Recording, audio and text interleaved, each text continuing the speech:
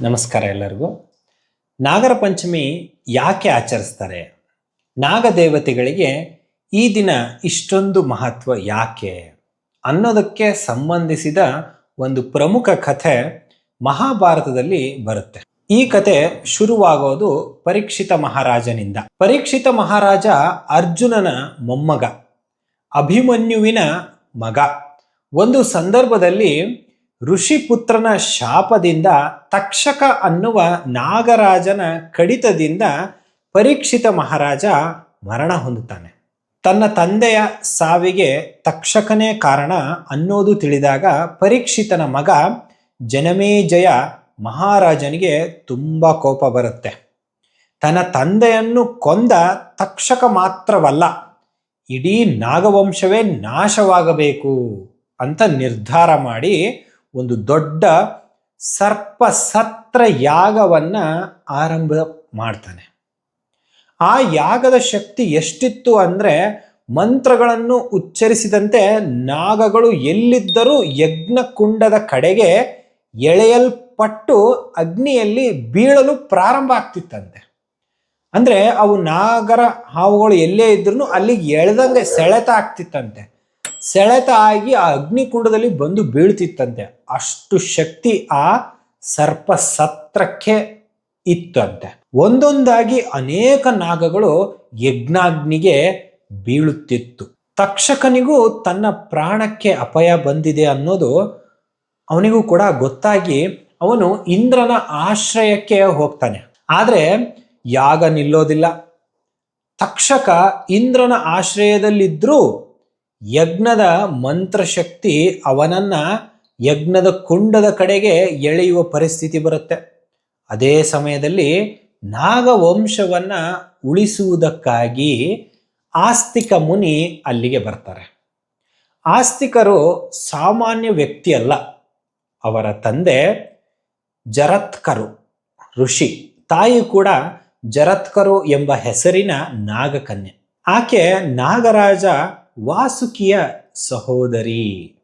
ಹೀಗಾಗಿ ಆಸ್ತಿಕನಿಗೆ ನಾಗವಂಶದ ಜೊತೆ ನೇರವಾದ ಸಂಬಂಧವಿತ್ತು. ಆಸ್ತಿಕ ಮುನಿ ಜನಮೇಜಯನ ಯಜ್ಞಶಾಲೆಗೆ ಬಂದು ರಾಜನನ್ನು ಸುತ್ತಿಸಿ ಅವನ ಮೆಚ್ಚುಗೆಯನ್ನ ಪಡಿತಾರೆ. ಸಂತೋಷಗೊಂಡ ಜನಮೇಜಯ, ನಿನಗೆ ಯಾವ ವರ ಬೇಕು ಕೇಳು ಅಂತ ಹೇಳ್ತಾನೆ. ಕೇಳಿದ ವರ ಏನು ಗೊತ್ತಾ? ಮಹಾರಾಜ, ಈ ಸರ್ಪ ಸತ್ರವನ್ನ ಇಲ್ಲಿಗೆ ನಿಲ್ಲಿಸಿ, ನಾಗವಂಶವನ್ನ ಉಳಿಸಿ. ಜನಮೇಜಯನಿಗೆ ಮೊದಲು ಇದನ್ನು ಒಪ್ಪಿಕೊಳ್ಳಲು ತುಂಬ ಕಷ್ಟ ಆಗ್ತದೆ.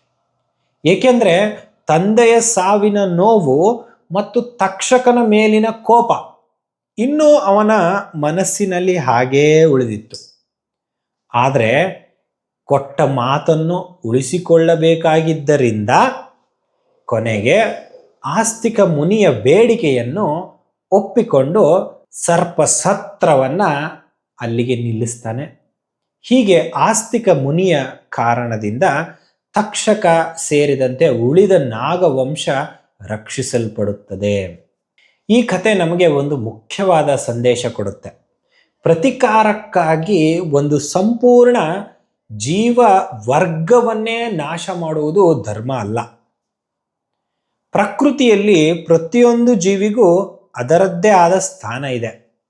ನಾಗಗಳನ್ನು ಕೇವಲ ಭಯದ ಸಂಕೇತವಾಗಿ ನೋಡದೆ ಅವುಗಳಿಗೂ ಗೌರವ ಕೊಡುವ ಪರಂಪರೆಯನ್ನ ನಮ್ಮ ಸಂಸ್ಕೃತಿ ಬೆಳೆಸಿದೆ.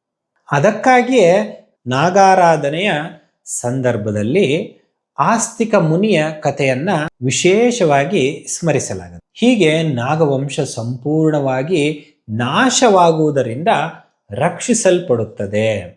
ಈ ಕಥೆಯಲ್ಲಿ ನಾವು ಅರ್ಥ ಮಾಡಿಕೊಳ್ಳಬೇಕಾದ ಮುಖ್ಯವಾದ ವಿಷಯ ಏನಂದ್ರೆ, ನಾಗರ ಪಂಚಮಿ ಅಂದ್ರೆ ಕೇವಲ ನಾಗದೇವತೆಗೆ ಹಾಲು ಅರ್ಪಿಸಿ ಪೂಜೆ ಮಾಡುವ ದಿನ ಅಷ್ಟೇ ಅಲ್ಲ. ಪ್ರಕೃತಿಯಲ್ಲಿರುವ ಪ್ರತಿಯೊಂದು ಜೀವಿಗೂ ತನ್ನದೇ ಆದ ಸ್ಥಾನ ಇದೆ ಅನ್ನೋದನ್ನ ನೆನಪಿಸಿಕೊಳ್ಳುವ ದಿನ.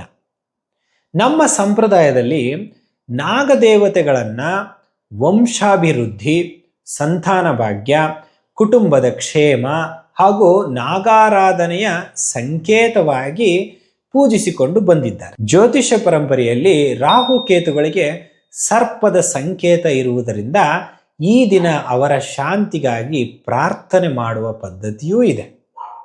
ಹಾಗಾಗಿ ನಾಗರ ಪಂಚಮಿಯ ದಿನ ಭಯದಿಂದ ಪೂಜೆ ಮಾಡಬೇಡಿ. ನಮ್ಮಿಂದ ತಿಳಿದೋ ತಿಳಿಯದೆಯೋ ನಾಗಜೀವಿಗಳಿಗೆ ಅಥವಾ ಪ್ರಕೃತಿಗೆ ಯಾವುದಾದರೂ ಅಪಚಾರವಾಗಿದ್ದರೆ ಕ್ಷಮಿಸು, ನಮ್ಮ ಕುಟುಂಬವನ್ನು ಕಾಪಾಡು, ನಮ್ಮ ವಂಶಕ್ಕೆ ಒಳಿತನ್ನ ಮಾಡು ಅಂತ ಭಕ್ತಿಯಿಂದ ನಾಗದೇವತೆಯನ್ನು ಪ್ರಾರ್ಥಿಸಿ. ಅಂತಿಮವಾಗಿ ಈ ಕತೆ ಹೇಳೋ ಸಂದೇಶ ತುಂಬ ಸರಳ. ದ್ವೇಷಕ್ಕಿಂತ ಕ್ಷಮೆ ದೊಡ್ಡದು, ಪ್ರತಿಕಾರಕ್ಕಿಂತ ಜೀವವನ್ನು ಉಳಿಸುವುದು ದೊಡ್ಡದು. ಪ್ರಕೃತಿಯನ್ನು ನಾಶ ಮಾಡುವುದಕ್ಕಿಂತ ಅದನ್ನು ಗೌರವಿಸಿ ಬದುಕುವುದೇ ಧರ್ಮ. ಇದೇ ನಾಗಾರಾಧನೆಯ ಹಿಂದಿರುವ ಸುಂದರವಾದ ಸಂದೇಶ. ಕೊನೆಯದಾಗಿ ಒಂದು ಸರಳವಾದ ಪರಿಹಾರವನ್ನು ಹೇಳ್ತೀನಿ.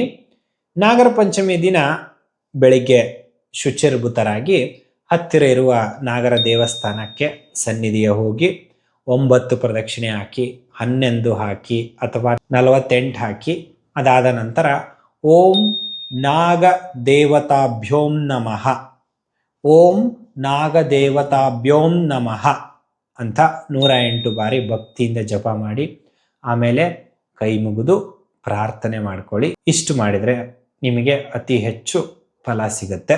ಇದನ್ನು ಮಾಡಿದ ತಕ್ಷಣ ಜಾತಕದಲ್ಲಿ ದೋಷ ಸಂಪೂರ್ಣವಾಗಿ ಅಳಿದು ಹೋಗುತ್ತದೆ ಅಂತ ಅರ್ಥ ಮಾಡಿಕೊಳ್ಬೇಡ್ರಿ. ಇನ್ನೊಂದು ರೀತಿಯಾದ ರಿಲೀಫನ್ನು ನೋಡೋದಾದರೆ, ಸಂಜೆ ಶಿವನ ದೇವಾಲಯಕ್ಕೆ ಹೋಗಿ ಶಿವಲಿಂಗದ ಸಮೀಪ ಇರುವ ನಾಗರ ದೇವರ ಮುಂದೆ ಎಳ್ಳೆಣ್ಣೆಯ ದೀಪವನ್ನು ಹಚ್ಚಿ. ಇದು ಅತ್ಯಂತ ಪರಿಣಾಮಕಾರಿಯಾಗಿ ನಿಮಗೆ ರಿಸಲ್ಟನ್ನು ಕೊಡುತ್ತೆ. ನಾನು ಯಾವುದನ್ನು ಹೇಳಕ್ಕೆ ಬಯಸ್ತೀನಿ ಅಂದರೆ, ನಾಗರ ಕಲ್ಲು ನಿಮಗೆ ಅರಳಿ ಗಿಡದ ಕೆಳಗಡೆ ಇದ್ದರೆ ಬಹಳ ಉತ್ತಮ. ಅಂತಹ ನಾಗರ ಕಲ್ಲನ್ನು ಆರಿಸ್ಕೊಳ್ರಿ. ಅದು ಶಿವನ ದೇವಾಲಯ ಇದ್ದು, ಶಿವನ ದೇವಾಲಯದ ಮುಂದೆ ಅರಳಿಕಟ್ಟೆ ಇದ್ದು, ಅರಳಿಕಟ್ಟೆಯ ಕೆಳಗಡೆ ನಾಗರ ಕಲ್ಲುಗಳಿದ್ದರೆ ಅದು ಅತ್ಯಂತ ಶ್ರೇಷ್ಠವಾದ ಫಲವನ್ನು ನಿಮಗೆ ಕೊಡುತ್ತೆ. ಅಲ್ಲಿ 48 ಪ್ರದಕ್ಷಿಣೆ ಹಾಕಿ ನೀವು ಪೂಜೆಯನ್ನು ಮಾಡಿದ್ದೇ ಆದರೆ ಅತಿ ಹೆಚ್ಚು ಫಲ. ಇದಾದ ಮೇಲೆ ಜಾತಕದಲ್ಲಿ ರಾಹು ಕೇತುಗೆ ಸಂಬಂಧಿಸಿದ ಪ್ರತಿಕೂಲತೆಗಳಿದ್ದರೆ ಅವುಗಳು ಕೂಡ ಶಾಂತವಾಗಲಿದೆ ಇದನ್ನು ಮಾಡೋದ್ರಿಂದ ಅಂತ ಹೇಳ್ಬೋದು. 12 ರೀತಿಯಾದ ಕಾಳಸರ್ಪ ಯೋಗಗಳು ಬರ್ತವೆ. ರಾಹು ಮತ್ತು ಕೇತು 12 ಮನೆಗಳಲ್ಲಿ ಯಾವುದೇ ಮನೆಯಲ್ಲಿ ಕೂತ್ರೂ ಒಂದೊಂದು ರೀತಿಯಾದ ಯೋಗಗಳು ಪ್ರಾಪ್ತಿಯಾಗ್ತವೆ. ಸೊ ಇದನ್ನೆಲ್ಲ ತಕ್ಕ ಮಟ್ಟಿಗೆ ನಾವು ಕಡಿಮೆ ಮಾಡ್ಕೋಬೋದು ನಾಗರ ಪಂಚಮಿ ದಿನದಂದು ನಾವು ನಾಗಾರಾಧನೆ ಮಾಡೋದ್ರಿಂದ. ಇನ್ನು ಪೂಜೆಯನ್ನು ಹೇಗೆ ಮಾಡಬೇಕು ಅಂತಂದರೆ, ಮೊದಲನೇದಾಗಿ ಅರಿಶಿಣ, ಕುಂಕುಮ, ಗಂಧ, ವಿಭೂತಿ ಇವೇನಿರ್ತದಲ್ಲ ಇದನ್ನೆಲ್ಲ ಒಂದು ಬಟ್ಲದಲ್ಲಿ ಹಾಕ್ಕೊಂಡು, ಒಂದು ಬಟ್ಲದಲ್ಲಿ ನೀರಿಗೆ ಅರಿಶಿಣವನ್ನು ಹಾಕ್ರಿ. ಅದೇ ರೀತಿ ಕುಂಕುಮದ ನೀರು, ಅರಿಶಿಣದ ನೀರು, ಭಸ್ಮದ ನೀರು, ಹಾಲು, ತುಪ್ಪ, ಜೇನುತುಪ್ಪ, ಮೊಸರು ಹೀಗೆಲ್ಲ ನೀರಿನ ಪಾತ್ರೆಗಳನ್ನು ಮಾಡಿಕೊಂಡು ಅದ್ರ ಮೇಲೆ ನೀರನ್ನು ಹಾಕಬೇಕು. ತನಿ ಎರೆಯೋದು ಅಂತೀವಿ. ಅದರ ಮೇಲ್ಗಡೆಯಿಂದ ಕೆಳಗಡೆ ತನಕ ಎಲ್ಲವನ್ನ ಹಾಕಿ, ಪಂಚಾಮೃತಗಳನ್ನೆಲ್ಲ ಹಾಕಿ ನೀಟಾಗಿ ಅಭಿಷೇಕ ಮಾಡಿ ಮತ್ತೆ ಶುದ್ಧವಾದ ನೀರಿನಿಂದ ತೊಳೆದು ಗೆಜ್ಜೆ ವಸ್ತ್ರವನ್ನು ನೀವು ಹಚ್ಬೋದು. ಅದು ಬಹಳ ಇಷ್ಟ ನಾಗಪ್ಪನಿಗೆ. ಇವನ್ನೆಲ್ಲ ಮಾಡೋದ್ರಿಂದ ನಾಗದೇವತೆ ಅತ್ಯಂತ ಸಂತೃಪ್ತಳಾಗ್ತಾಳೆ ಅಂತ ಪರಂಪರೆಗಳು ಮೊದಲಿಂದನೂ ಇದನ್ನು ನಾವು ನಂಬ್ತಾ ಬಂದಿದ್ದೀವಿ.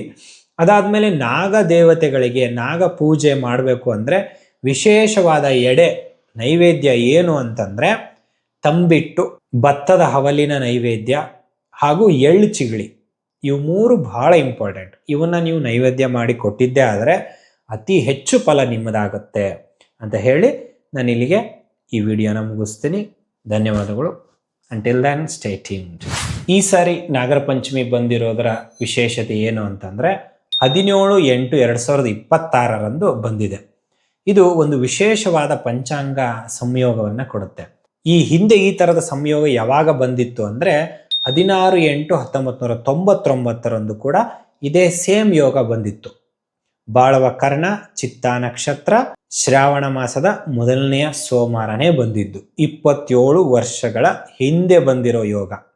ಇನ್ನು ಮುಂದೆ ಇದು ಯೋಗ ಯಾವಾಗ ಬರುತ್ತೆ ಅಂತ ಅಂದರೆ 13/8/2040 ಮತ್ತೆ ಶ್ರಾವಣ ಮಾಸದ ಮೊದಲನೆಯ ಸೋಮವಾರ ನಾಗರ ಪಂಚಮಿ ತಿಥಿ ಬರುತ್ತೆ. ಅಲ್ಲಿ ಸಾಧ್ಯ ಯೋಗ, ಬಾಳವಕರಣ, ಹಸ್ತ ನಕ್ಷತ್ರ ಇರುತ್ತೆ. ಅಂದರೆ ನೀವು ಈ ಥರನಾದ ವಿಶೇಷ ಸಂಯೋಗಕ್ಕಾಗಿ ಇನ್ನೂ 14 ವರ್ಷ ಕಾಯಬೇಕಾಗುತ್ತೆ. ಹಾಗಾಗಿ ಈ ಸಂಯೋಗವನ್ನು ಅತಿ ಹೆಚ್ಚು ಉಪಯೋಗ ಮಾಡ್ಕೊಳ್ಳಿ ಅಂತ ನಾನು ಹೇಳೋಕ್ಕೆ ಇಷ್ಟಪಡ್ತೀನಿ. ಸೊ ನೀವು ಇಂತಹ ಯೋಗಗಳನ್ನು ಉಪಯೋಗ ಮಾಡ್ಕೊಂಡಾಗ ಸಂಚಿತ ಕರ್ಮ, ಪ್ರಾರಬ್ಧ ಕರ್ಮ, ಆಗಮ್ಯ ಕರ್ಮ ಅಂತ ಇರುತ್ತೆ. ಮುಂದೆ ಬರ್ತಕ್ಕಂಥ ಒಳ್ಳೆಯ ಕರ್ಮಗಳನ್ನು ಈಗ ಸಂಚಿತ ಕರ್ಮದಲ್ಲಿ ನಾವು ಒಳ್ಳೆಯ ಕೆಲಸಗಳನ್ನು ಮಾಡಿದಾಗ ಮುಂದೆ ಬರುವ ಕರ್ಮ ಒಳ್ಳೆಯದಾಗಿರುತ್ತೆ. ಆ ಕರ್ಮದ ಫಲವನ್ನು ನೀವು ಪಡಿತೀರೇ ಅನ್ನೋದರಲ್ಲಿ ಯಾವುದೇ ರೀತಿ ಸಂಶಯ ಇಲ್ಲ ಅಂತ ಹೇಳೋಕ್ಕೆ ಇಷ್ಟಪಡ್ತೀನಿ. ಇಷ್ಟು ಹೇಳಿ ನನ್ನ ವಿಡಿಯೋನ ಮುಗಿಸ್ತೀನಿ. ನಮಸ್ಕಾರ ಎಲ್ಲರಿಗೂ.